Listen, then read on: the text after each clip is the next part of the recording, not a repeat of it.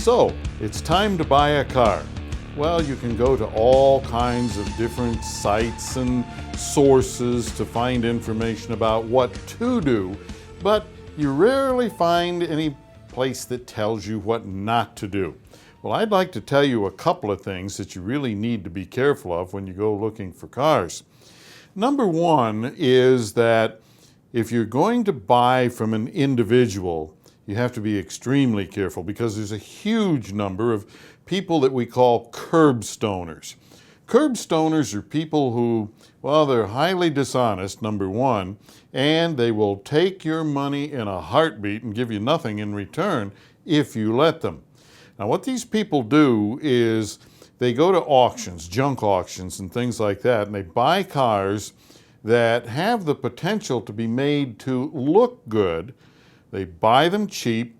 They do make them look good. They often set the odometer back. They'll take 40, 50, maybe even 100,000 miles off the odometer reading.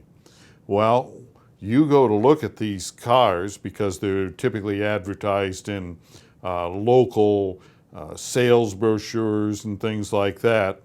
And you go to look at one of them and, gee, it looks good. And you're looking at it at somebody's house, so that puts you at ease. And there's always a story that goes with them. Well, this car belonged to my uncle who passed away, or there's something like that that goes with it, and we need to dispose of it, and that's why it has multiple titles, and it's been through all of these different outlets and so on.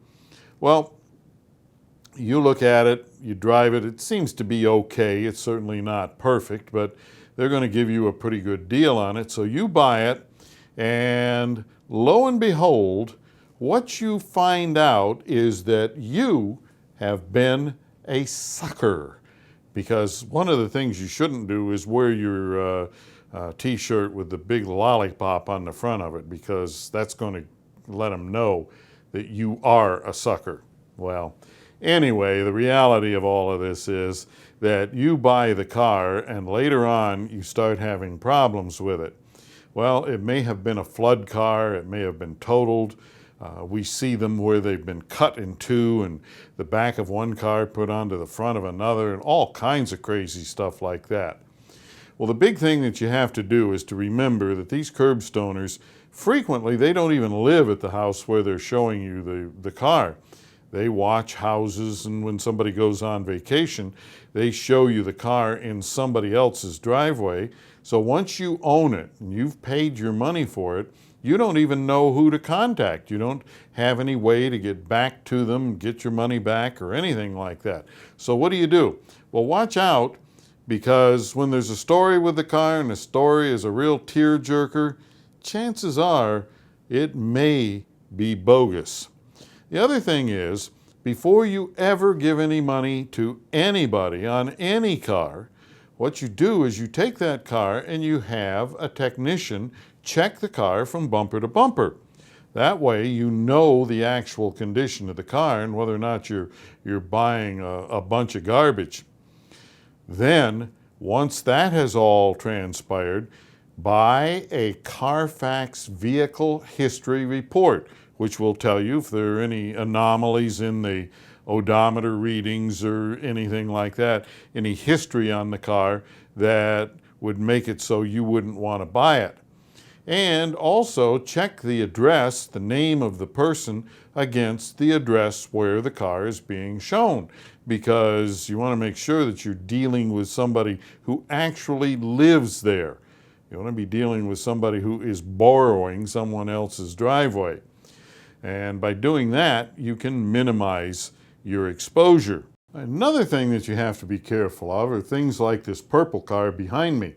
Now, we say buyer beware on the picture. There's nothing wrong with that car, but the color. That could get you into trouble over the long haul. Now, you see, when you're dealing with cars like that, they're trendy colors and so on. Remember that trends change, and they change very rapidly.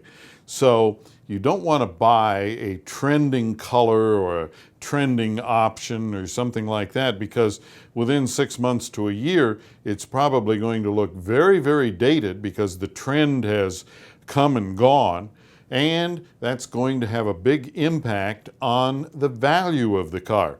It comes time to trade it, and one of these that is dated looking because of the color or because of the trim package on it, you could lose hundreds or sometimes even thousands of dollars on trading it in. So be very careful about that. I'm not saying be ultra conservative or anything of the kind, but if it's something that is very unique and very trendy, you might want to look out for it. Another thing is that a lot of people will buy a car without driving it more than a few minutes. They fall in love with the car, and they get into the car and they start to drive it. They take it on the road test, and okay, well, the seat isn't quite as comfortable as they'd like. Well, I'll get used to that.